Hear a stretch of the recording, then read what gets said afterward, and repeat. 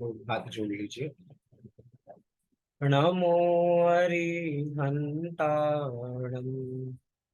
नमो सिद्धाणं, नमो आयरियाणं, नमो उवज्झायाणं, नमो योगी सव्यसाचूडम्। मैं ज्ञानानंद स्वभावियों का पाठ प्रारंभ करते हैं।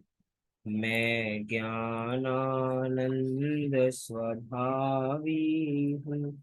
मैं ज्ञानानंद स्वभावी हूँ।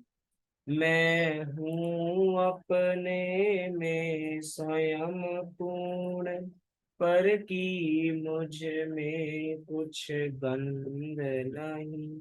मैं अरस अरूपी अस्पर्शी, पर से कुछ भी संबंध नहीं।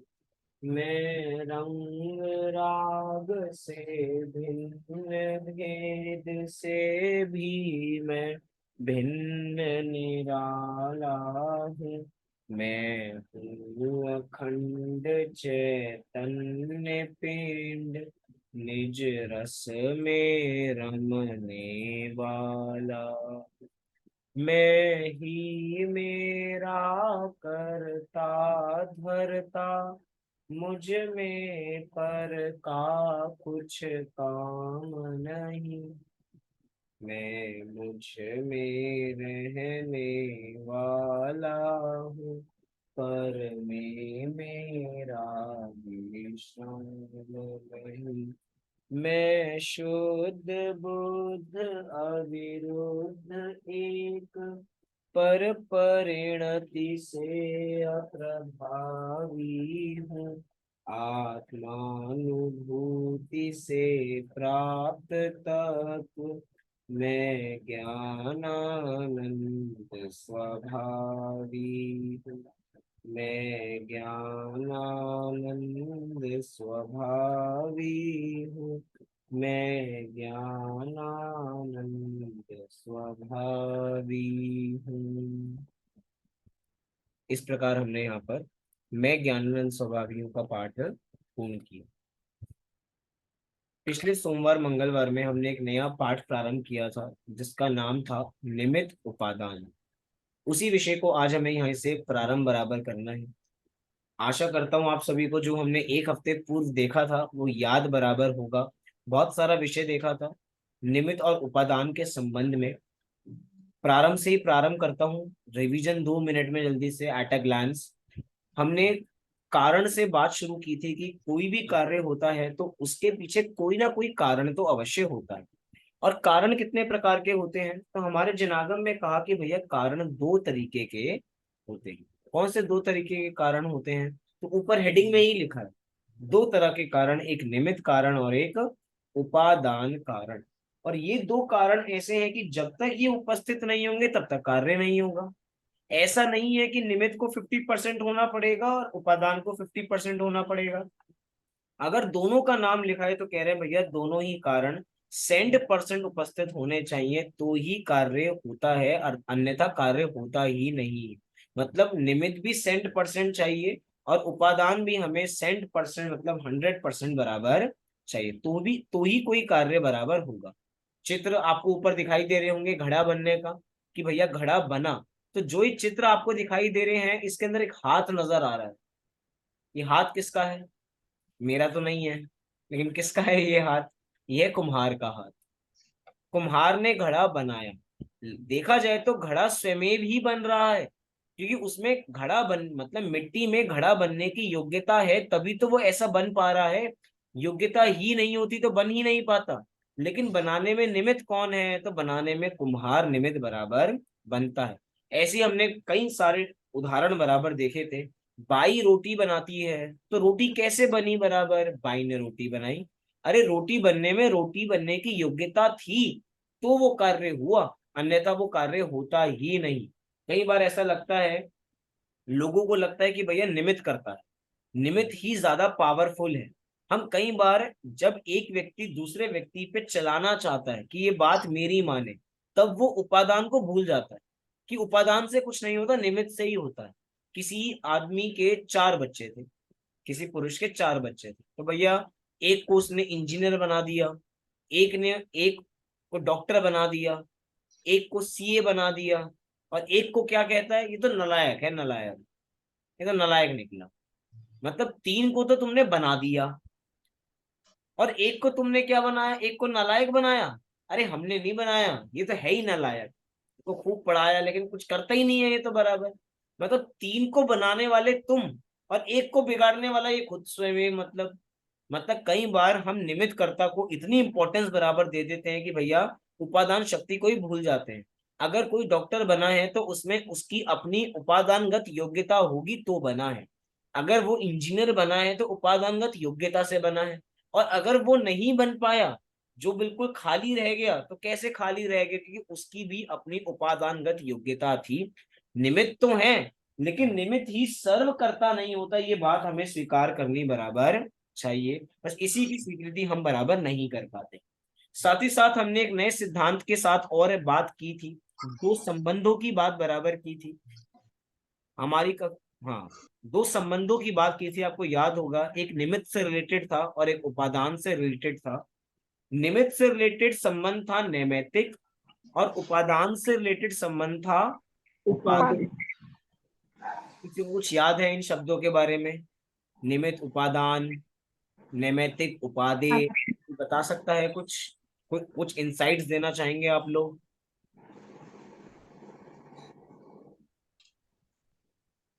जैसे रैंडमली बता सकते हैं। कार्य होता है वो उपादेय और नैमित्तिक।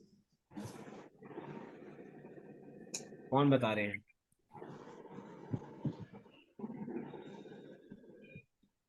जैसे भैया मिट्टी उपादान भी है और उपादेय भी है, घड़ा भी है।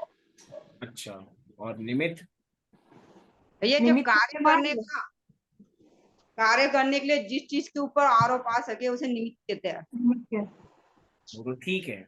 कार्य मतलब जिस पे आरोप आता है उसे निमित्त कहते हैं, कार्य स्वयमेव जिससे होता है उसे उपादान कहते हैं। उपादान पे लेकिन ये निमित्त नैमित्तिक संबंध क्या है, मुझे तो ये जानना है, ये बताओ तुम। हम देख चुके हैं इसलिए मैं पूछ रहा हूँ।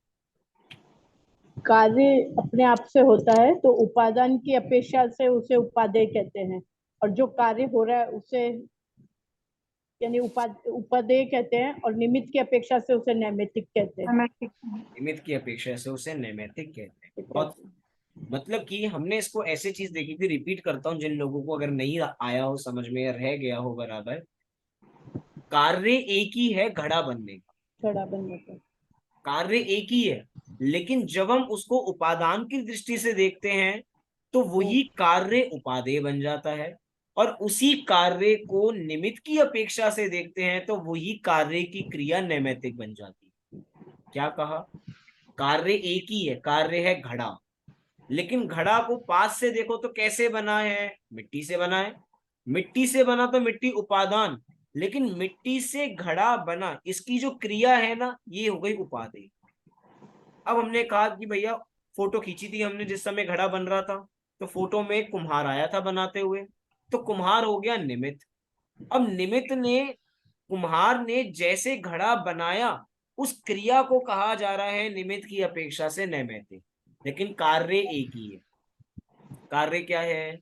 कार्य तो एक ही है। साथ ही साथ हमने ये भी बात बराबर देखी थी कि कभी भी ऐसा नहीं होता कि एक कारण से 2 कार्य हो जाएं या 2 कारण से एक कार्य हो जाए। लेकिन यहाँ पे तो एक ही कार्य है और 2 कारण है, एक निमित्त और एक उपादान। अरे निमित्त को तो कारण बस कहा जा रहा है, वास्तव में तो कार्य उपादान से ही। ये हमने पहले भी बात बराबर देखी थी कि कार्य वास्तव में किससे है? उपादान से ही है। निमित्त पे तो मात्र आरोप आता है, अनुकूल होने का आरोप। बहुत सारी बातें उस समय बराबर हमने की थी कि आरोप अपराधी में क्या अंतर होता है, अनुकूल प्रतिकूल में अंतर बराबर क्या होता है। मतलब बहुत सारी वस्तुओं में निमित्त बराबर बनता है। अच्छा ये बताइए, आज आप सभी कक्षा अटेंड करने के लिए आए हैं, तो इसमें कौन निमित्त है?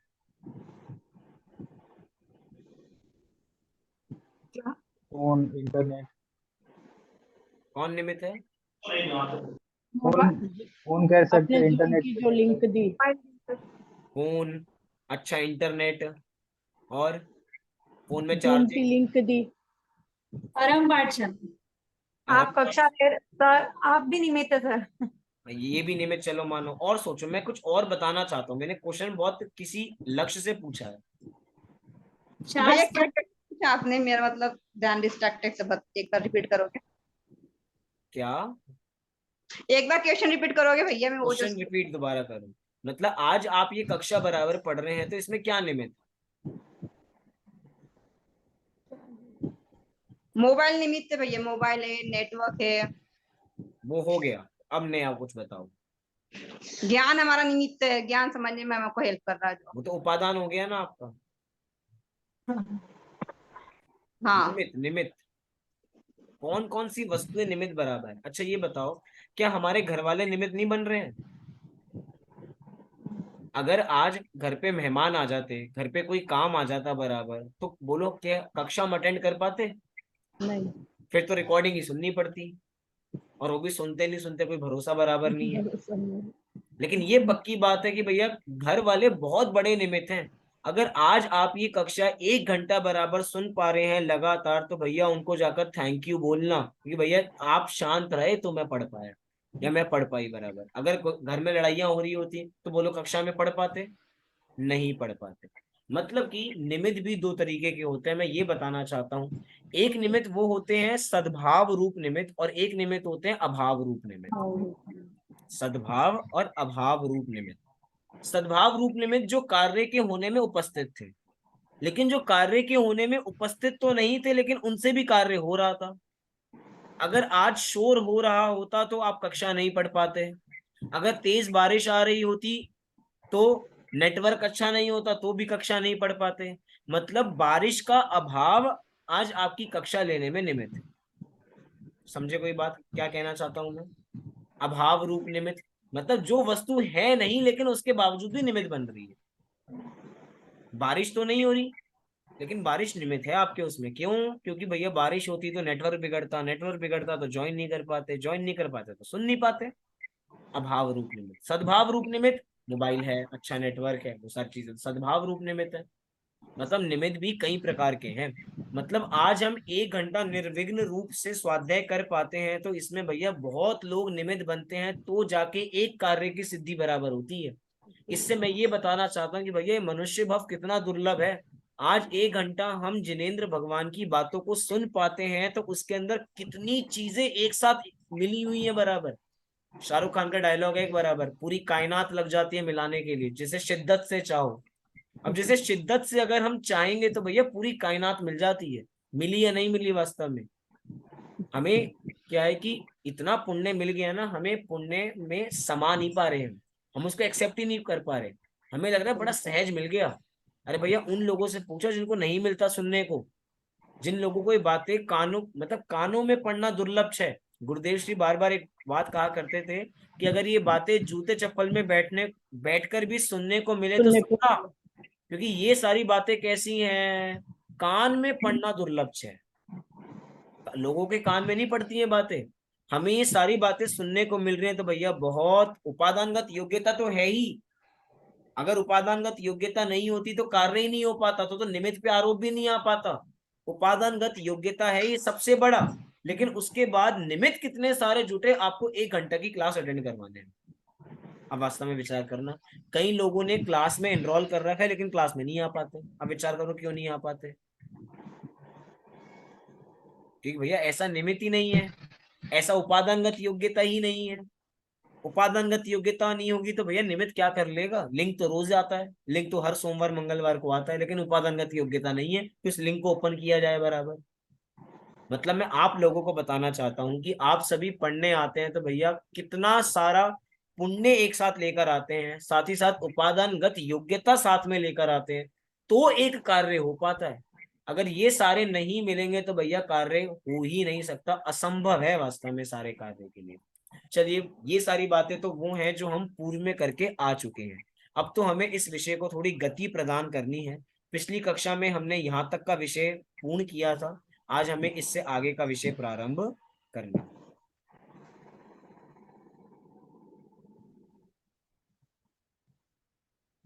चलिए प्रश्न से प्रारंभ करते हैं।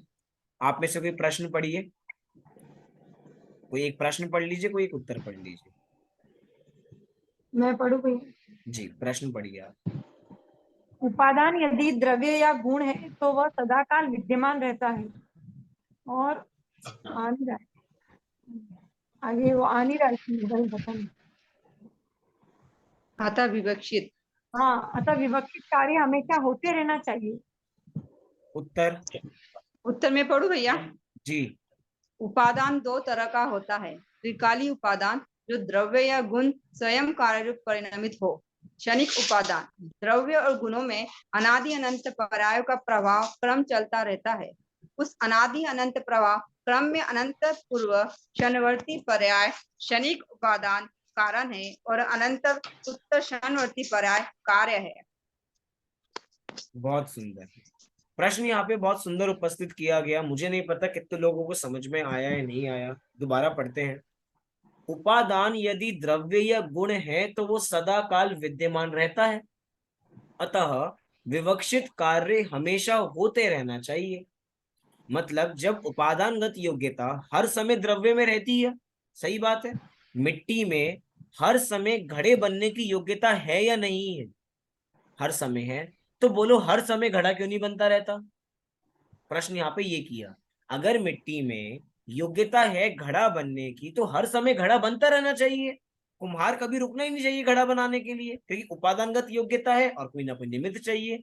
लेकिन भैया हर समय तो कार्य होता नहीं है, कभी ना कभी घड़ा बनना तो रुकता है। तो भैया ये बात हमें समझ में नहीं आई। जब उपादानगत योग्यता है तो भी कार्य नहीं हो रहा, तो कह रहे हैं भैया ये उपादान भी दो प्रकार का बराबर होता है। दो प्रकार का कौन सा? पहला कहा त्रिकाली उपादान और दूसरा कहा क्षणिक उपादान। त्रिकाली उपादान क्या? कि जो द्रव्य या गुण स्वयं कार्य रूप परिणमित हो, ये त्रिकाली उपादान। और वास्तव में देखा जाए तो जो कार्य होता है त्रिकाली उपादान के कारण से नहीं होता, क्योंकि त्रिकाली उपादान तो त्रिकाल से ही विद्यमान है ना। ये बताइए, सम्यक दर्शन जब भी होगा तो किसके अवलंबन से होगा? उपादानगत किसके ने मतलब किस क्या चीज चाहिए देवशास्त्र हमें? गुरु, देवशास्त्र गुरु का निमित्त और उपादानगत योग्यता। उपादानगत योग्यता में क्या चाहिए? अपना स्वयं का पुरुषार्थ, क्षणिक उपादान। स्वयं का पुरुषार्थ अपना। सात। ठीक है, उसमें चाहिए क्या? अपनी आत्मा। प्रगुण। हमें उपादान में चाहिए क्या? उपादान में हमें चाहिए आत्मा। आत्मद्रव्य। तो बोलो आत्मा तो अनादि से है ना हमारे पास, लेकिन अनादि से आत्मा होते हुए भी सम्यक दर्शन रूपी कार्य नहीं हो रहा। मतलब कि हमारे पास कारण तो उपस्थित है, त्रिकाल कारण, जो भूत भविष्य वर्तमान में सदैव रहता है, लेकिन उसके बावजूद भी कार्य नहीं हो रहा। त्रिकाली उपादान है। अब ये बताइए, जो कोई अभव्य जीव है, क्या अभव्य जीव के पास त्रिकाली उपादान नहीं है?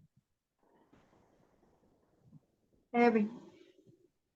या चलो ये तो अभव्य की बात की, वो भव्य जीवों की बात जिनको कभी सम्यक दर्शन ही नहीं होगा। दूरानुदूर भव्य, दूरानुदूर भव्य वो जीव है जिनको है तो भव्य लेकिन सम्यक दर्शन नहीं होगा। बोलो त्रिकाली उपादान विद्यमान है, उसके बावजूद भी कार्य नहीं होगा, इसका मतलब त्रिकाली उपादान से कारण मतलब कार्य नहीं होता। अगर हो रहा होता तो अभी तक हम मिथ्या दृष्टि थोड़ी होते, सम्यक दृष्टि हो जाते। आटे से रोटी बनती है तो हर समय रोटी बनते रहनी चाहिए थी, लेकिन हर समय तो रोटी नहीं बनती। उपादानगत योग्यता तो है। अरे त्रिकाली शक्ति का करेंगे क्या? त्रिकाली तो अनंत काल से विद्यमान है ही, लेकिन भैया ये त्रिकाली उपादान कारण वास्तव में नहीं है। तो कारण क्या है? कारण है क्षणिक उपादान। लेकिन सबसे पॉइंट टू बी नोटेड, अगर क्षणिक उपादान कारण है इसका मतलब ये नहीं कि त्रिकाली उपादान कारण ही नहीं है। अगर त्रिकाली उपादान भी ना हो तो भी कारण कार्य नहीं होगा। अगर आत्मा ही नहीं होगी तो बोलो सम्यक दर्शन होगा क्या? होगा ही नहीं। इसलिए भैया आत्मा भी चाहिए, क्योंकि उसके बिना तो कार्य होगा ही नहीं। बिना मिट्टी के घड़ा बना के दिखाओ, बनेगा ही नहीं।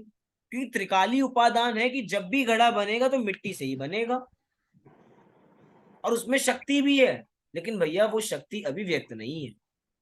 त्रिकाली उपादान में शक्ति तो है, लेकिन वो शक्ति व्यक्त नहीं है। क्यों? क्योंकि अभी वो क्षणिक उपादान नहीं जाता। क्षणिक उपादान क्या है, इसकी चर्चा बराबर करते हैं।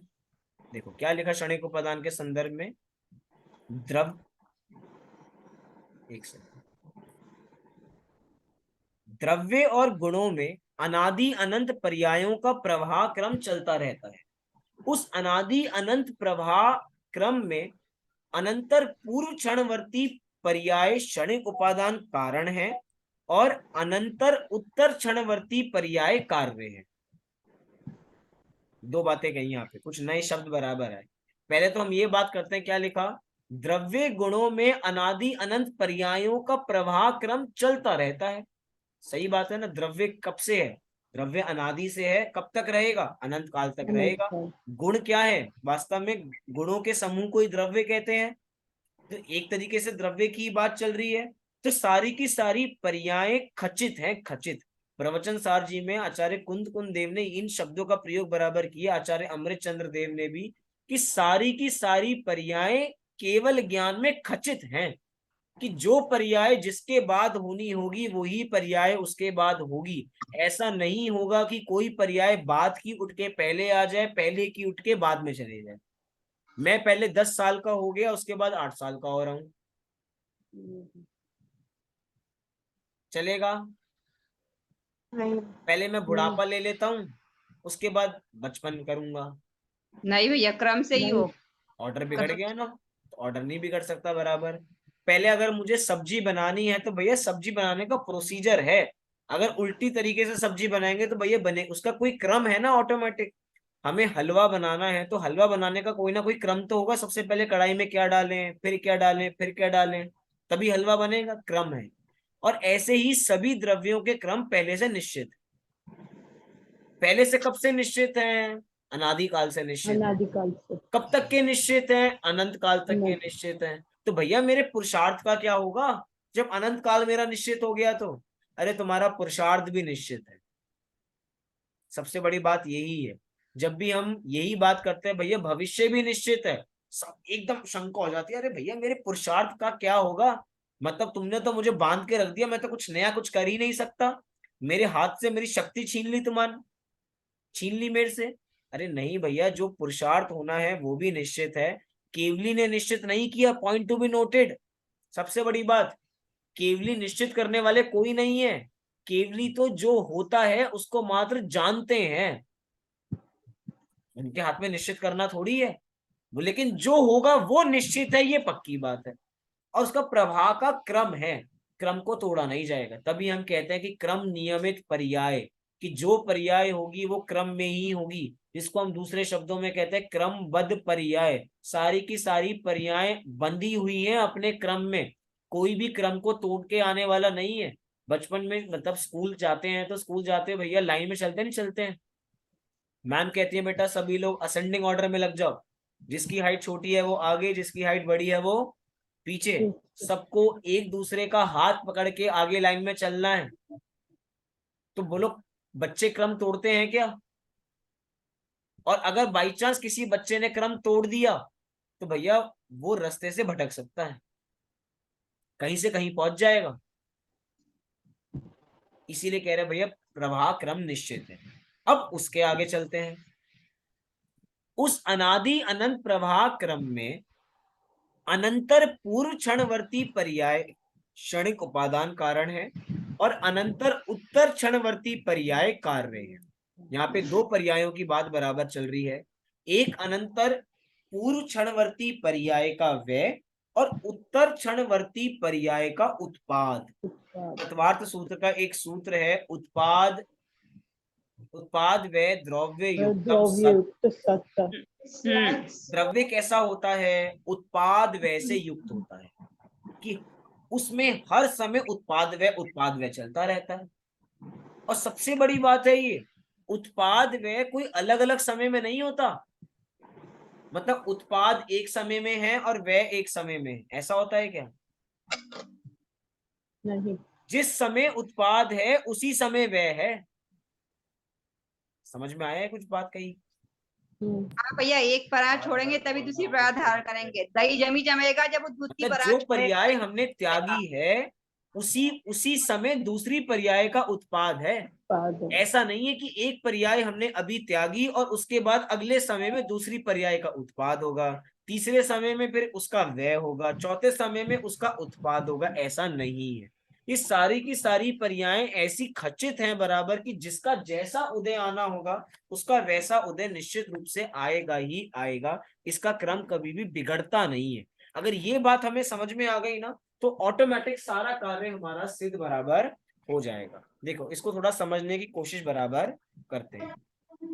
सारी पर्यायें खचित क्या है और खचित हैं तो कैसे खचित हैं, इसकी थोड़ी हमें चर्चा बराबर करनी है। एक सेकंड बस।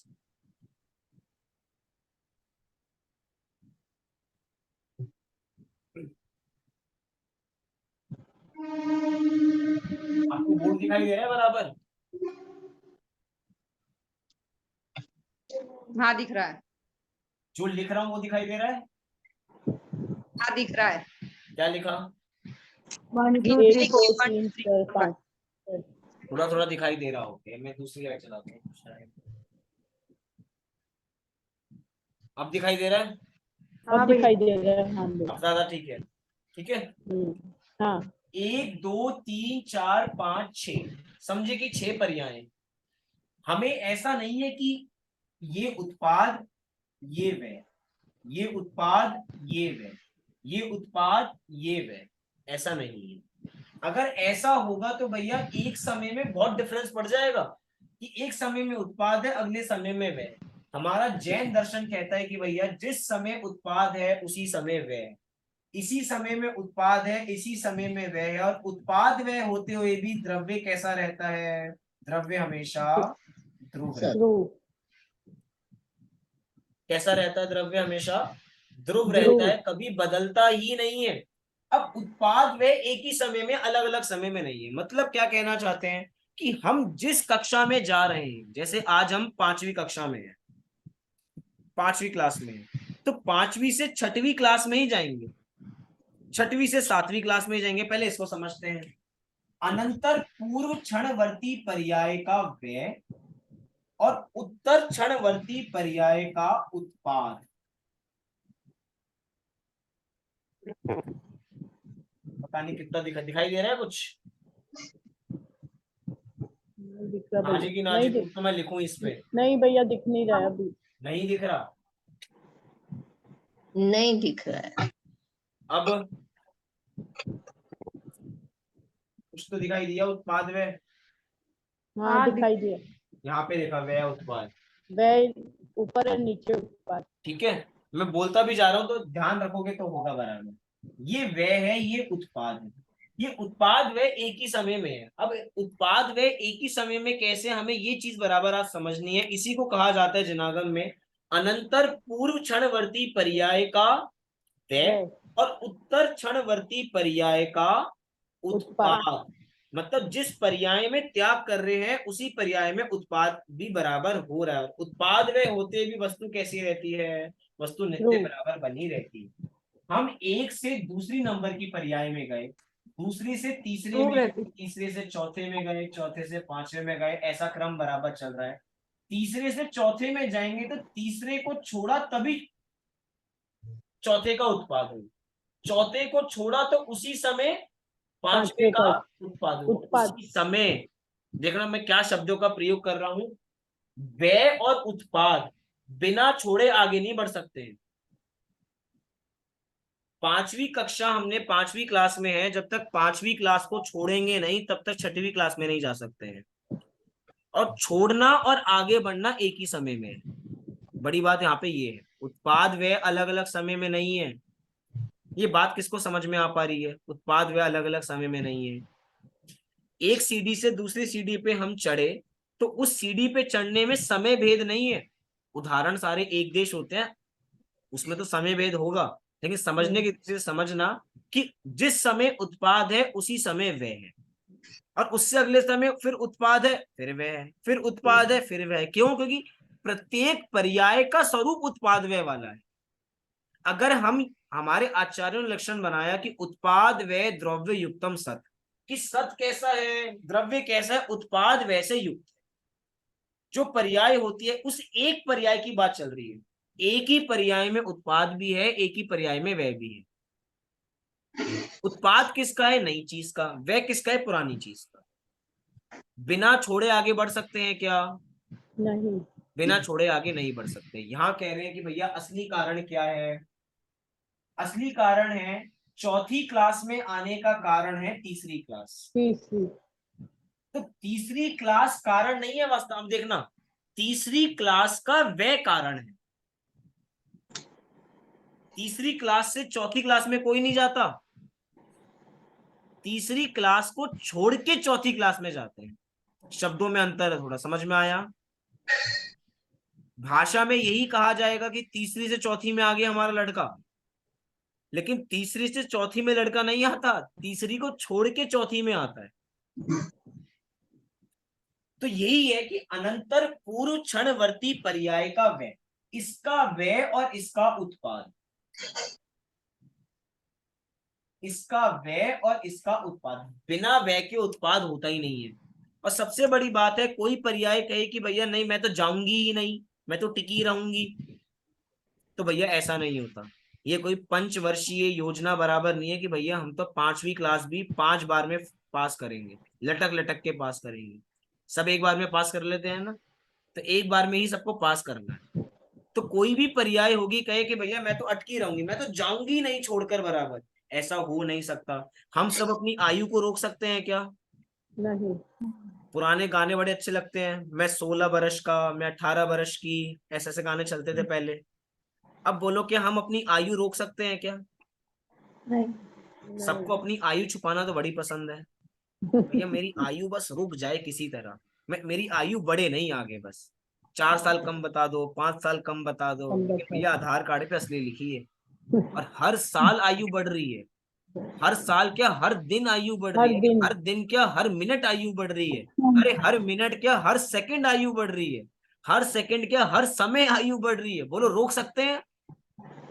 रोका नहीं जा सकता। क्यों? क्योंकि एक आयु से हमें लगता है कि भैया हम 50 साल से 51 साल के हुए, तो बोलो 50 साल से 51 साल होने में कितना समय लगा?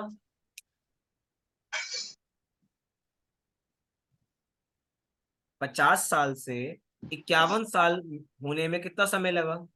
एक समय लगा ना भैया, उसी समय। एक समय लगा। अरे मैं 50 साल का हूं और मैं 51 साल का हो गया, तो कितना समय लगा? 1 साल। 1 साल लगा ना पूरा। बहुत डिफिकल्ट क्वेश्चन था क्या ये? किसी ने उत्तर ही नहीं नहीं। दिया।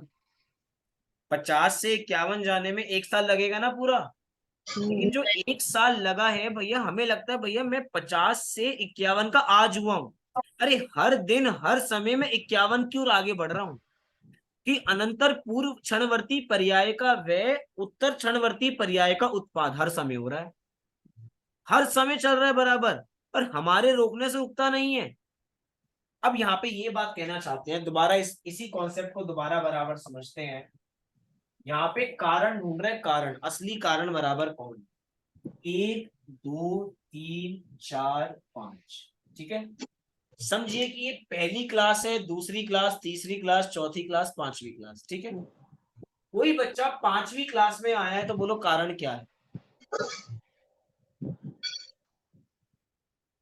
बताओ कारण क्या है? कोई बच्चा 5वीं क्लास में आया तो उसका कारण क्या है? चौथी क्लास को छोड़ के 5वीं क्लास में आया। चौथी क्लास को छोड़ के। अच्छा, ये कारण नहीं है कि पहला दूसरा तीसरा? अगर ये नहीं, ये पढ़ता नहीं तो आ पाता 5वीं में? पर कारण मेन तो कारण तो भैया एक अनंतर पूर्व क्रम से क्षणवर्ती क्या पर्याय का वेल गिना जाएगा ना। वो आपकी बात बराबर ठीक है, लेकिन जब तक वो फर्स्ट सेकंड थर्ड नहीं करेगा तब तक फिफ्थ में आ सकता है? नहीं। तब तक फिफ्थ में भी नहीं। बराबर नहीं आ सकता। लेकिन उसके बावजूद भी कहा जा रहा है भैया अगर हमें असली कारण ढूंढना है, असली कल्प्रेट को ढूंढना है, तो असली कल्प्रेट एक समय पहले ही बैठा होगा। बुक लेके बैठना है। पहले वाले कारणों को नहीं देखा जाएगा। असली कारण ये चौथा है। अब चौथे का कारण तीसरा है, तीसरे का कारण दूसरा है, दूसरे का कारण पहला है। सही है। और अगर परंपरा से देखा जाए तो भैया परंपरा से तो बहुत सारे कारण हैं, लेकिन वास्तविक कारण क्या है? वास्तविक कारण उससे एक समयवर्ती पूर्व पर्याय का वह कारण है। शब्दों पर ध्यान देना, एक समय पहले वाली पर्याय कारण नहीं है, एक समय पहली पर्याय का वह कारण है। किसी को बोलना आएगा ये चीज, क्योंकि गलतियां इसमें ही होती हैं बराबर। उपादान भैया मतलब ऐसा ही बोलेंगे जैसे मतलब ना, जस्ट इसके पहले कितनी ही पढ़ाई हुए वो उसको मानने ही मतलब उसकी इम्पोर्टेंस नहीं है, तो जस्ट बिफोर जो पढ़ाई छोड़ के उस सन आया है उसकी इम्पोर्टेंस है, जिसका वे उसकी हुआ है। इंपॉर्टेंस है कारण में, लेकिन ये वह शब्द बहुत इंपॉर्टेंट है। अनंतर पूर्व क्षणवर्ती पर्याय कारण नहीं है, अनंतर पूर्व क्षणवर्ती पूर्व पर्याय क्षणवर्ती का वह पर्याय का कारण है, वह। क्योंकि बिना वह के अगली पर्याय आएगी नहीं ना, जब तक छोड़ेगी नहीं पर्याय। जब तक ये चौथा अपना स्थान नहीं छोड़ेगा तब तक पांचवें में कैसे आएंगे बराबर। 2024 में इलेक्शन आ रहे हैं, जब तक कुर्सी छोड़ेंगे नहीं तब तक कोई और बैठ पाएगा क्या? नहीं, बिना छोड़े कोई बैठ ही नहीं पाता, छोड़नी तो पड़ेगी ना। तो भैया इसको छोड़ा जाएगा, इसलिए कह रहे हैं भैया जब तक एक पर्याय का व्यय होता है और दूसरी पर्याय जब आती है तो कह रहे हैं अनंतर पूर्व क्षणवर्ती पर्याय का व्यय और उत्तर क्षणवर्ती पर्याय का उत्पाद। जब तक उत्पाद व्यय, ये चीज अगर हमें समझ में आ गई तो हमारा कॉन्सेप्ट पूरा क्लियर बराबर हो जाएगा कि उत्पाद व्यय से क्या बराबर समझाना चाहते हैं। समझ में आया सभी को ये? हाँ हाँ भैया, जी फॉर नेहा जी। एग्जाम्पल एक एग्जाम्पल ये भी ले सकते हैं, जैसे आप 28 तारीख है, 28 तारीख है, तो 29 तारीख आने के लिए आज की तारीख का व्यय होना पड़ेगा जब 29 तारीख आई। बहुत सुंदर, कि जब तक आज 28 तारीख का व्यय नहीं होगा तब तक 29 नहीं आएगी। अरे वाह। हर मिनट का बराबर लगा लो। अभी 56 चल रहा है, 57 कब आएगा? जब 56 का व्यय होगा तब 57 आएगा, 57 का व्यय होगा तो 58 आएगा। जब तक हम किसी चीज का त्याग ही नहीं करेंगे तब तक अगली पर्याय का उत्पाद ही नहीं होगा। यहाँ पे ये कह रहे हैं कि अनादि अनंत प्रवाह क्रम में अनंतर पूर्व क्षणवर्ती पर्याय क्षणिक उपादान कारण है और अनंतर उत्तर क्षणवर्ती पर्याय उसका कार्य है। कार्य है। पहले वाली पर्याय कारण है और पहले वाली पर्याय का भी त्याग, पहले वाली पर्याय का भी व्यय जब तक नहीं होगा तब तक अगली पर्याय का उत्पाद नहीं हो सकता। तो वास्तव में इसको उपादान बराबर कहा। दूसरा कहा उस समय की पर्याय की उस समय रूप होने की योग्यता क्षणिक उपादान है और वह पर्याय कार्य है। लो भैया, ये तो और बड़ी बात बराबर आ गई यहाँ पर। तो अनंतर, क्या मीना जी? भैया अनंतर यानी एक समय पूर्व की पर्याय ऐसे गिनना है ना। अनंतर, हाँ जी, एक समय पूर्व, बिना अंतर के। अनंतर माने बिना अंतर के, बिना किसी गैप के। यहाँ पे तो क्षणिक उपादान कहा था। कभी भी ना जब हम शास्त्र पढ़ते हैं तो इसको ऐसा कहा जाता है, बार बार इतना नहीं कहा जाता अनंतर क्षणवर्ती पूर्व पर्याय का व्यय, ऐसा कहा जाता है क्षणिक उपादान नंबर 1, क्षणिक उपादान नंबर 2। शॉर्ट फॉर्म है ये शास्त्रों की। जब भी कभी जिनागम में हम आगे जाके पढ़ेंगे तो मैं यही कहूंगा कि क्षणिक उपादान 1 है ये, क्षणिक उपादान 2 है ये। तो क्षणिक उपादान 1 तो ये है, क्षणिक अनंतर उपादान नंबर 2 ये है।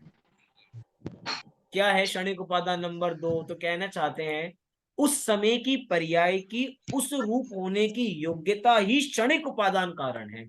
लो भैया, इन्होंने तो उस पूर्व की पर्याय को भी उड़ा दिया। हम अभी तक तो हम ये बात कह रहे थे कि एक समय पूर्व की पर्याय कारण है, लेकिन यहाँ ये कह रहे हैं कि भैया वो पूर्व समय की पर्याय भी कारण नहीं है। तो कारण क्या है? कारण वो स्वयं खुद है। मतलब कि जो हमने यहाँ पे अभी अभी ये बात बराबर की थी, 1 2 3 4 5, ये सारी पर्यायों की हमने बात बराबर की थी। 1 2 3 4 5, अभी तक 2 नंबर पर्याय का कारण थी, 1 नंबर की पर्याय का व्यय। लेकिन अब ये कह रहे हैं कि भैया ये जो 2 नंबर की पर्याय हुई है ना, इसी को होना था। क्यों होना था? क्योंकि इसी की उपादानगत योग्यता थी ऐसी। मतलब अगर हम किसी और को कारण बनाते हैं तो वो परतंत्र होना हो जाता है। जैन दर्शन परतंत्र होना नहीं सिखाता। मतलब अगर हमें दूसरी पर्याय चाहिए तो बोलो हम किसके अधीन है? पूर्व पर्याय का व्यय। पहले वाली के अधीन हो गए ना। जब तक वो अपना सीट नहीं छोड़ेगा तब तक मैं अगली पर्याय नहीं आ पाएगी। अभी 60 बराबर मतलब कि पूरे हमारे 10 बच जाएंगे। जब तक ये उससे 1 मिनट पहले वाला छोड़ेगा नहीं तब तक 60 हो पाएंगे क्या? तो भैया परतंत्र हो गया, फिर तो दूसरे के अधीन हो गया, पहले वाली पर्याय के अधीन हो गया द्रव्य। तो कि जब तक ये पर्याय छोड़ेगी नहीं, जब तो आ नहीं पाएंगे अगली पर्याय में। तो इसीलिए कह रहे हैं भैया ये क्षणिक उपादान नंबर 2 कहता है कि हर पर्याय को आने में किसी और की पर्याय की आवश्यकता नहीं है। वो कह रहे हैं भैया जो पर्याय होती है वो अपनी योग्यता से होती है हर समय की। 3 नंबर की पर्याय को 2 नंबर की पर्याय के व्यय की जरूरत नहीं है। अरे 3 नंबर की होने की योग्यता होगी तो होगी, उसको किसी और की आवश्यकता नहीं है। तो यही बात है कि उस समय की पर्याय की उस रूप होने की योग्यता ऐसी, इसलिए वो क्षणिक उपादान है। और जो उससे कार्य हो रहा है वो कार्य है। अब यहाँ पे दूसरा कॉन्सेप्ट, थोड़े समय पहले हमने एक चैप्टर पढ़ा था जिसका नाम था षट कारक। याद है सभी को? हाँ जी हाँ कि ना भैया। जी? हाँ जी। अभिन्न हाँ। षट कारक कोई बताओ मुझे, अभिन्न षट कारक क्या है? आखिरी वाली पंक्ति से निकालकर जो भी हमने पढ़ी।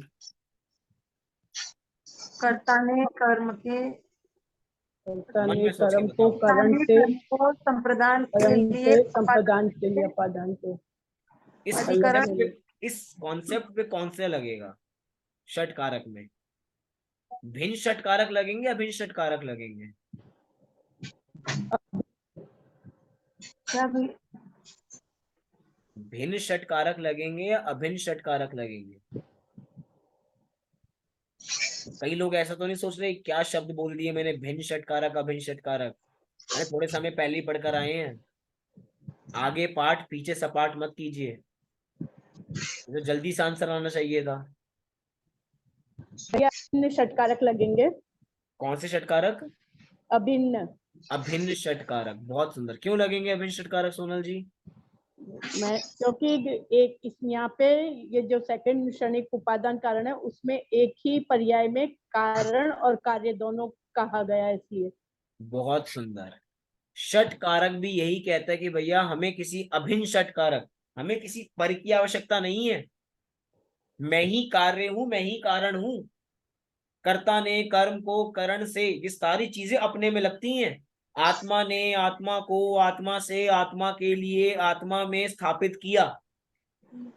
वही बाहर जाने की आवश्यकता है क्या? नहीं। ये तीसरे नंबर की पर्याय कह रही है कि भैया मैं ही कारण हूं, मैं ही कार्य हूं। चौथे नंबर की पर्याय कह रही है मैं ही कार्य हूं, मैं ही कारण हूं। पांचवी नंबर की पर्याय कह रही है मैं ही कार्य हूं, मैं ही कारण हूं। इसका मतलब हम बाहर में जिसको कारण खोजते हैं वो सब नकली है। आज हमें बुखार हुआ तो बोलो किसकी वजह से हुआ? शादी में गए थे, ठंडा खा लिया था। किसकी अपनी वजह से इम्यूनिटी हुआ? कम थी, किसकी अपनी वजह? बॉडी की इम्यूनिटी कम थी। हाँ, अपनी बॉडी की इम्यूनिटी थोड़ी कमजोर है, इसकी वजह से हो गया। ये भी निमित्त हो गया। हुआ क्यों? अरे उसकी होने की योग्यता थी तो योग्यता हुआ। थी। ये कह रहा है क्षणिक उपादान नंबर 2। क्षणिक उपादान नंबर 1 क्या कह रहा है कि भैया अनंतर पूर्व क्षणवर्ती देखेगा कि भैया तुमने खाने में क्या खाया था। ठंडा था। जो भी खाया था वो असर कर गया भैया। अनंतर पूर्व क्षणवर्ती पर्याय का व्यय, उत्तर क्षणवर्ती पर्याय का उत्पाद। तुमने कुछ ऐसा खाया जिसकी वजह से आज तुम्हें फूड पॉइजनिंग हो गई। फूड पॉइजनिंग क्यों? क्योंकि तुमने उससे एक समय पूर्व भी कुछ ऐसा खा लिया था जो तुम्हें पचा नहीं। खाने की आग तो तुम्हें बड़ी लग रही थी कि शादी में खाएंगे, शादी में खाएंगे, ये पता नहीं हजम कर पाएंगे नहीं कर पाएंगे, लेकिन शादी में खाएंगे। ऐसा लोग चलता रहता है बराबर। लेकिन ये 2 उपादानों की बात पक्की गांठ बांध के हमें रख लेनी चाहिए बराबर, कि एक है क्षणिक उपादान नंबर 1 और एक है क्षणिक उपादान नंबर 2। क्षणिक उपादान नंबर 1 कहता है कि अनंतर पूर्व क्षणवर्ती पर्याय का व्यय कारण है और उत्तर क्षणवर्ती पर्याय का उत्पाद कार्य है। क्षणिक उपादान नंबर 2 कहता है कि भैया उस समय की पर्याय उस रूप ही होनी थी, उसकी योग्यता ही ऐसी थी, यही क्षणिक उपादान कारण है। और उस रूप जो कार्य हो रहा है वो कार्य है, मतलब वही पर्याय कारण है, वही पर्याय कार्य है। पहले वाले में क्षणिक उपादान नंबर 1 में पर्याय भेद था। पहली पर्याय का वह कारण था अगली पर्याय के उत्पाद में। यहाँ पे कह रहे हैं वही पर्याय कारण है, वही पर्याय कार्य है। समझ में आया? हाँ जी कि ना जी? हाँ हाँ। जी। अनुगाय मतलब ये सारा विषय वही है, लेकिन ये सारे विषय हमें क्यों समझाए जाते हैं कि भैया निर्भीक होने के लिए। भैया तुम घबराओ मत, तुम दूसरों के अधीन नहीं हो। हमारा सुख दुख का कंट्रोल किसी और के हाथ में नहीं है। आज टीवी देखने की लड़ाइयाँ कितनी होती हैं कि भैया चैनल मेरा चलना चाहिए। चलो अब तो टीवी बंद हो गया, हमारे घर में तो टीवी निकल गया क्योंकि टीवी कोई देखता नहीं है। अब तो मोबाइल ही टीवी है हम सभी का। ओटीटी प्लेटफॉर्म्स इतने सारे आ चुके हैं, सबको देखना हो तो भैया मोबाइल पे सब कुछ देख लेते हैं। लड़ाइयाँ मोबाइल के लिए होती हैं। अब सोच के देखो भैया, हमारा सुख दुख का कंट्रोल किसी निमित्त के हाथ में नहीं है। अपने सुख दुख का कंट्रोल हमारे हाथ में है। अगर आज हम दुखी हैं तो अपनी उपादानगत योग्यता से हैं। और उपादान नंबर 1 भैया पूर्व की पर्याय का व्यय और अगली पर्याय का उत्पाद, ऐसा कह सकते हैं बराबर। पर का कोई हस्तक्षेप है ही नहीं इसके अंदर। जो हो रहा है भैया ऐसा ही लिखा था और ऐसा ही होगा। अन्य मत में चलता है छठी का लेख। अन्य मत में एक ऐसी चलता है कि भैया विधाता आते हैं और छठे दिन आते हैं, और छठे दिन ऐसा लेख लिख कर जाते हैं कि भैया जिसको बदला नहीं जा सकता। उसको कहते हैं छठी का लेख। हमारे जैन शास्त्रों में भी भैया, हमारे जैन शास्त्र छठी के लेख हैं। जो कह दिया सो कह दिया, अब बदलने वाला नहीं है। जीव अनादि से है, अनंत काल तक रहेगा। जो पर्याय जिस समय में होनी वैसी ही होगी, उसके बिना कोई भी। हमारे शास्त्रों में तो ऐसे शब्द दिए, इंदो वा तह जिणेंदो वा। चाहे इंद्र हो चाहे जिणेंद्र हो, कोई भी उस वस्तु व्यवस्था को बदलने में सामर्थ्यवान नहीं है। तीन लोक के भगवान, मतलब तीन लोक के जो ज्ञाता है, तीन लोक जिनके अधीन बराबर है, वो भी एक पर्याय को टस से मस करने की ताकत नहीं रखते। क्योंकि जो पर्याय जिस समय में होनी होगी वो उस समय में बराबर होके ही रहेगी। उसको कितना ही बचाने का प्रयास किया जाए वो बचेगी नहीं। हम बीमार नहीं होना चाहते, लेकिन होते हैं नहीं होते। प्रयास तो बहुत किए। हमारे हाथ में है बचना? हमारे हाथ में नहीं है। जो होना है कितना ही, हम डॉक्टरों के सामने हाथ जोड़ रहे हैं, भैया हमारे पेशेंट को बचा लो प्लीज, लेकिन वो बच सकता है बराबर? अब अभी हमारे थोड़े दिनों पहले हमारे घर में भी ऐसी कोई घटना बराबर घटी। डॉक्टर को कह रहे प्लीज बचा लो प्लीज, लेकिन भैया जो होना है सो निश्चित है। केवल ज्ञानी ने गाया है, बचाया ही नहीं जा सकता, कितना ही पुरुषार्थ कर ले भैया, हमारे हाथ में है ही नहीं चीजें ये बराबर। बचना होगा तो बचेंगे। अरे ऐसी घटनाएं बराबर मिलती हैं सुनने को। हमारे जानकार हैं बराबर, उनके पिताजी 15 साल कोमा में रहे। कितने साल? 15 साल। एक दिन, 2 दिन, 3 दिन की बात नहीं है, एक साल की बात नहीं है, 15 साल। अरे कोमा की परिस्थिति कैसी है, व्यक्ति कुछ कर ही नहीं सकता, बेड पे पड़ा है बस 15 साल तक। सारे बच्चे उनकी सेवा बराबर कर रहे हैं। 15 साल सोच के तो देखो, मेरे तो रोंगटे खड़े हो जाते। 15 साल क्या है, लेकिन आयु कर्म है ना। जब तक है कोई मारने में सामर्थ्यवान नहीं है। समर्थन। और भैया जब आयु कर्म खलास होता है ना, तो ऑन द स्पॉट डेथ हो जाती है। आयु कर्म खलास होता है तो भैया किसी भी निमित्त से खत्म हो जाते हैं बराबर। छोटा से एक्सीडेंट होगा, खत्म। सीढ़ी से फिसले थे और मरण, रिक्शा में बैठे थे मरण, घर पे सोफे पे आराम से बैठे हुए थे मरण। मरना होगा तो आयु कर्म खलास तो मर जाएंगे, नहीं होगा तो भैया जितना जीना होगा उतना जिएंगे। ये कह रहे भैया अपने पे विश्वास बराबर रखो। सारे विषय प्रेरणा देने के लिए बराबर होते हैं कि निमित्त और उपादान क्यों समझ रहे हैं कि भैया उपादानगत योग्यता होगी तो उपादान से काम होता है। तुम निमित्त, निमित्त क्या है? निमित्त तो परतंत्र है, बाहर की वस्तु है, बाहर में हमारी चलती नहीं है। निमित्त को इकट्ठा किया नहीं जा सकता, तो क्या करें भैया? उपादान को देखो अपने, जैसा होना होगा वैसा होगा। जिसको कहा जाता है भैया, एक फॉर्मूला लिख लो जीवन में, accept as it is. Formula क्या है? Accept as it is. जो हो रहा है उसको स्वीकार करने की अगर शक्ति आ गई ना, तो हमें कोई भी चीज विपरीत नहीं लगेगी। कोरोना आया तो बोलो क्या करें? एक्सेप्ट। डिनाई कर दें? हमने आपको इनविटेशन नहीं दिया था, वापसी जाओ, कर सकते हैं? Accept as it is. आ गया भैया तो उस वक्त एक्सेप्ट। भी बहुत सबने काढ़े पिए, सब किया, फिर भी आना था तो आया ही था ना, कोरोना सब अरे कुछ इसके काढ़े बाद पीने वाले चले गए, चले गए, वही तो। बचे नहीं वो, कि काढ़े से बच जाएंगे, काढ़े से बच बच जाएंगे। अरे जाएंगे, काढ़े पीने से गला इतना रुंध गया कि इतना पी लिया कि गला खराब हो गया। कल आते हैं जिस जो ठीक कर रहा था वही नाश कर रहा है हमें ना, बराबर। मतलब यही सीधी बात है, हमारे हाथ में कुछ नहीं है। जो कुछ हो रहा है ना, उपादानगत योग्यता से हो रहा है। जब होना होगा तब होगा, जिसके निमित्त से होना होगा उसके निमित्त से होगा, जिस काल में होना होगा उस काल में होगा, जहां होना होगा वहां होगा, जिस भाव से होना होगा उस भाव से होगा। हम क्या करें, सहज रहें, अस्ति की मस्ती में मस्त रहें। अभी रक्षाबंधन पर्व आ रहा है, 700 मुनिराजों के ऊपर उपसर्ग हुआ। बोलो 700 मुनिराजों ने क्या किया? सहज रहे। उपसर्ग को दूर किया होगा। नहीं। ऐसा निर्भय थोड़ी है, है। निर्भय। हमें कोई परेशान करे, हम उसे मना नहीं करेंगे, भैया परेशान मत करो मुझे, इरिटेट मत करो मुझे। करते हैं। हम तो बोल देते हैं, तुरंत मुंह पे बोल देते हैं, हमें तो शर्म भी नहीं आती, मार भी देते हैं। और उन्होंने कुछ नहीं कहा, उन्होंने जो कहा हो रहा एक्सेप्ट, था उसे स्वीकार किया। उन्होंने कहा एक्सेप्ट एज इट इज। 700 मुनिराजों पर उपसर्ग हो रहा है, उसको भैया स्वीकार कर लो, जो हो रहा है ठीक है, कुछ नहीं कर सकते। सीता जी को जंगल में छोड़ दिया गया, गर्भस्थ है, गर्भस्थ, गर्भ धारण किया हुआ है अभी, और छोड़ दिया बराबर जंगल में, क्या करें? अच्छा इस समय में ऐसा हो तो क्या करेंगे? अगर आज ऐसी किसी स्त्री को बाहर निकाल दिया जाए तो बोलो स्त्री चली जाएगी बाहर? जाएगी तो कोर्ट में जाएगी, हाँ। एक केस करेगी। और सीता जी ने क्या किया था? एक्सेप्ट किया और सो चली गई, खुद ही चली एक्सेप्ट गई। किया। मैं ये नहीं कह रहा कि हमें कुछ ऐसा करना है, हम कह रहे हैं इन परिस्थितियों से हम सीखें कि जो परिस्थितियां घटती हैं हम उसको एक्सेप्ट नहीं कर पाते, हम आग बबूला हो जाते हैं, हम अपना कंट्रोल खो देते हैं। उन्होंने जो उनके साथ हो रहा भैया एक्सेप्ट करो, हे स्वामी इसमें आपकी कोई गलती नहीं है, मेरे ही पूर्व कर्मों का कुछ ऐसा उदय था जो आज मुझे ऐसा फल भुगतना पड़ रहा है। बोलो उस समय हम ऐसा विचार करेंगे क्या?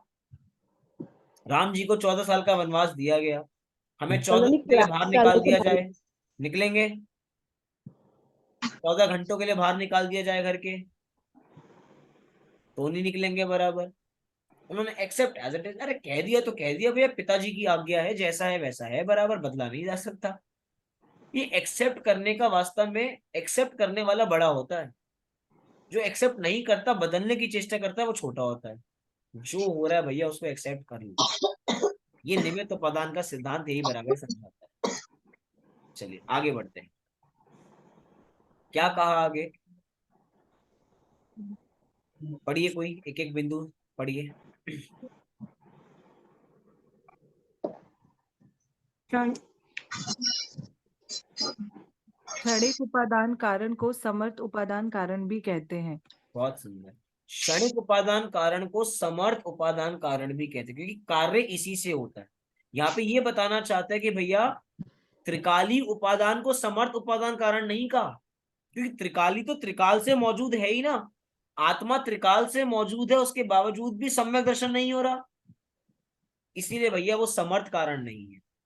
समर्थ कारण त्रिकाली उपादान नहीं होता, समर्थ कारण क्षणिक उपादान। इतना बिंदु, अगला बिंदु कोई पढ़िए। त्रिकाली उपादान कारण तो सदा विद्यमान रहता है, यदि उसे ही पूर्ण समर्थ कारण मान लिया जाए तो विवक्षित कार्योत्पत्ति का सदा प्रसंग आएगा। बहुत सुंदर, वही बात बराबर यहाँ पे की। अगर त्रिकाली उपादान को कारण मान लिया जाए तो भैया हर समय कार्य की उत्पत्ति होती रहनी चाहिए थी, लेकिन हर समय कार्य की उत्पत्ति तो होती नहीं है, इसीलिए इसको समर्थ उपादान कारण नहीं कहा, इसको त्रिकाल उपादान। इसके बिना भी काम नहीं होगा, लेकिन इसके रहते हुए भी काम नहीं होगा, कुछ और चाहिए, वो है क्षणिक उपादान। क्षणिक उपादान में भी क्षणिक उपादान नंबर 1, क्षणिक उपादान नंबर 2, विषय समझने के लिए सारे विषय बराबर लगाते रहो। मतलब अब इसको दूसरी अपेक्षा से बराबर देखो, सम्यक दर्शन होने में क्षणिक उपादान नंबर 1 लगा के दिखाओ कोई। सम्यक दर्शन, मिथ्या तो छूटेगा जब सम्यक दर्शन प्रकट होगा ना। बहुत सुंदर। क्षणिक मिथ्यात्व का व्यय सम्यक दर्शन का उत्पाद। उत्पाद। और वो तो क्षणिक क्षणिक उपादान नंबर उपादान, 2 क्या जी?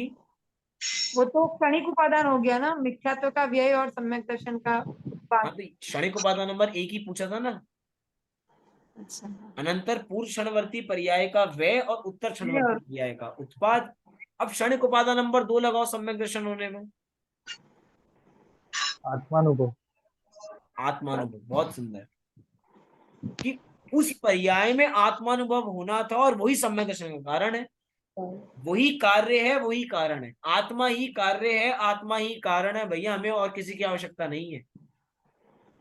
इसका मतलब ये नहीं कि मिथ्यात्व का अभाव कारण नहीं था। अरे मिथ्यात्व का अभाव कारण था, वो क्षणिक उपादान नंबर 1 था।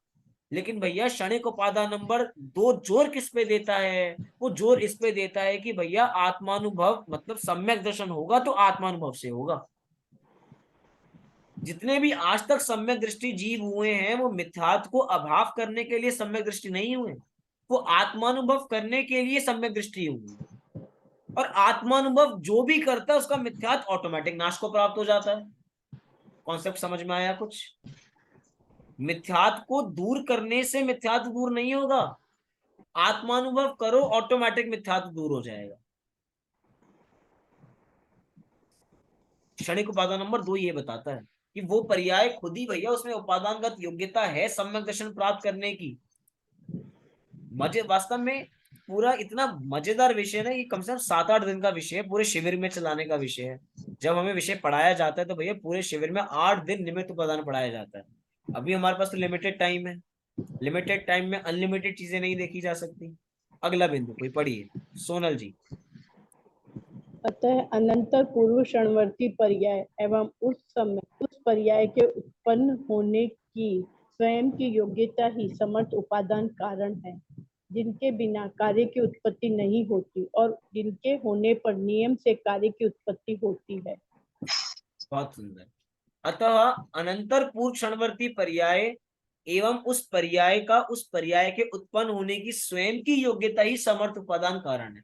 यहाँ पे दोनों ही कारणों को एक साथ बात कर दी, क्षणिक उपादान नंबर 1 की भी और 2 की भी, कि इसके बिना तो कार्य की उत्पत्ति बराबर नहीं होती। कॉन्क्लूजन, निष्कर्ष रूप से कहा जा सकता है कि अनंतर पूर्व क्षणवर्ती पर्याय विविक्षित द्रव्य उपादान है और अनंतर उत्तर पर्याय विविक्षित द्रव्य उपादेय है। उपादान उपादेय, पूर्व क्षणवर्ती पर्याय उपादान है, उस उपादान से जो कार्य हो रहा है वो उपादेय है। और वो उपादेय कहाँ दिखाई दे रहा है? वो अगली पर्याय में दिखाई दे रहा है हमें। मिथ्यात्व का अभाव का जो रिजल्ट है वो अगली पर्याय। अब मैं इसको एक दूसरे लक्ष्य से बराबर देखो। अभी हमने बात की थी कि उत्पाद वह एक ही समय में है, सही बात है। जिस हाँ। समय मिथ्यात्व का व्यय है उस समय उसी समय सम्यक दर्शन की उत्पत्ति है। अगले समय में सम्यक दर्शन की उत्पत्ति है ऐसा नहीं, उसी समय, क्योंकि मिथ्यात्व के व्यय का नाम ही तो सम्यक दर्शन है। समझो अब इस बिंदु को। जैसे कि दोबारा से एक सेकेंड,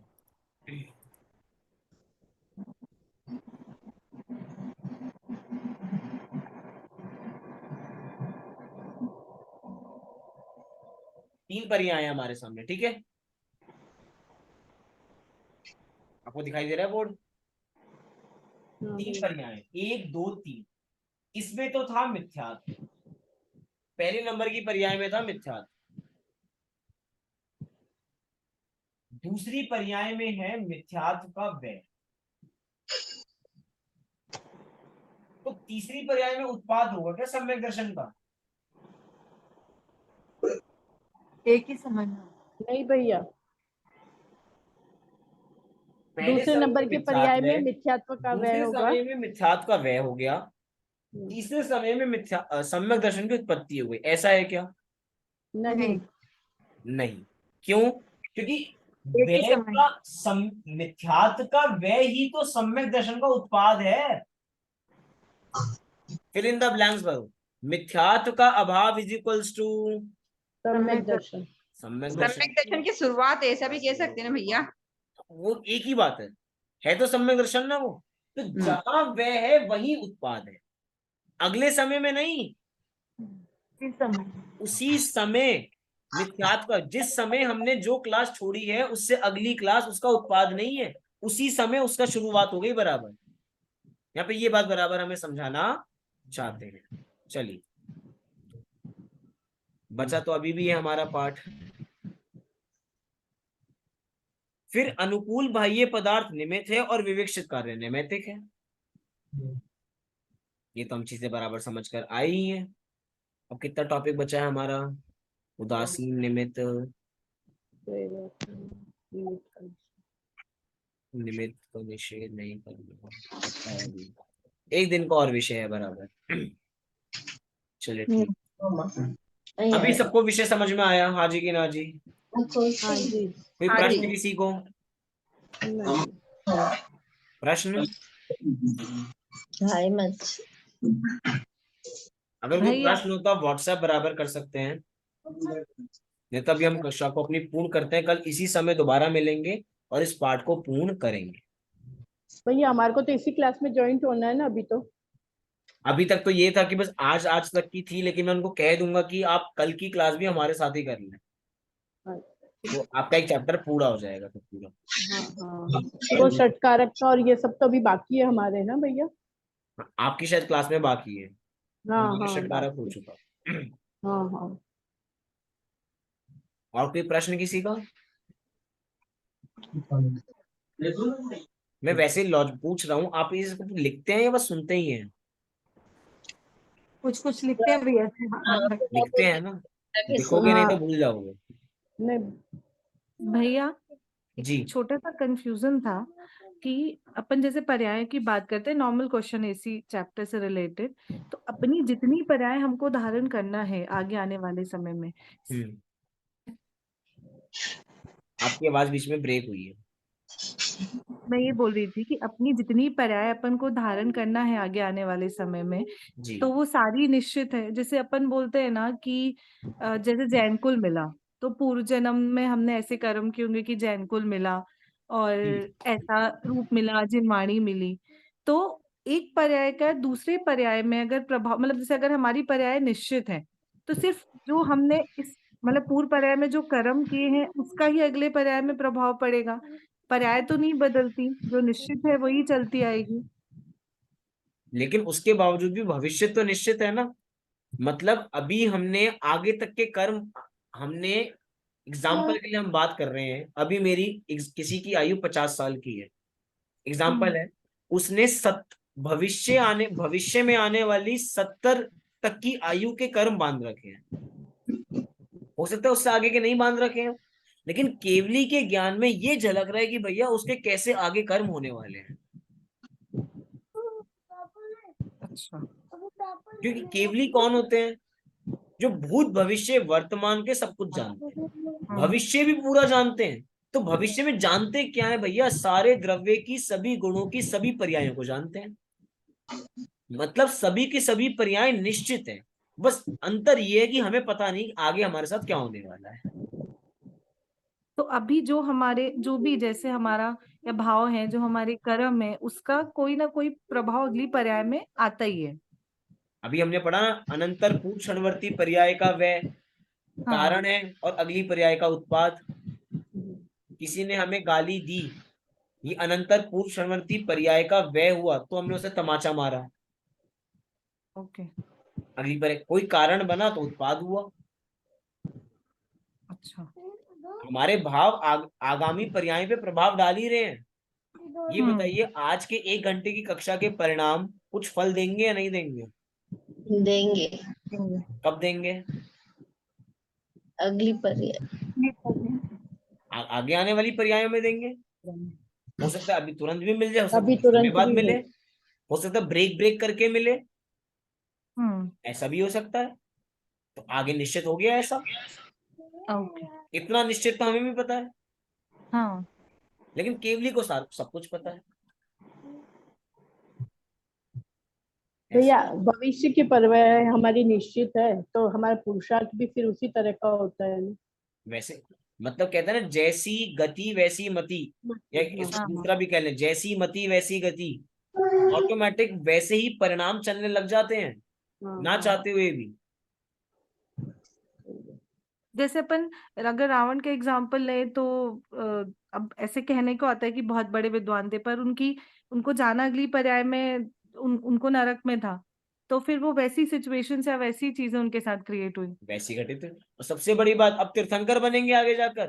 हाँ, अब हाँ। तीर्थंकर बनेंगे। अब कैसे परिणाम होंगे, विचार कीजिए। अब वैसे परिणाम होंगे, मतलब सब कुछ निश्चित है पहले से, हमारे हाथ में कुछ नहीं है। हम क्या करें, हम जाननहार बने रहें, जान रहा हूं और देख रहा हूं, एक्सेप्ट एज इट इज, बस करने की चेष्टा ना करें। और कोई प्रश्न किसी का? चलिए, अभी की कक्षा को हम यहीं पे पूर्ण करते हैं। कल दोबारा इसी समय पे यहीं पे मुलाकात हमारी दोबारा। सभी को सादर जय श्री जय जय।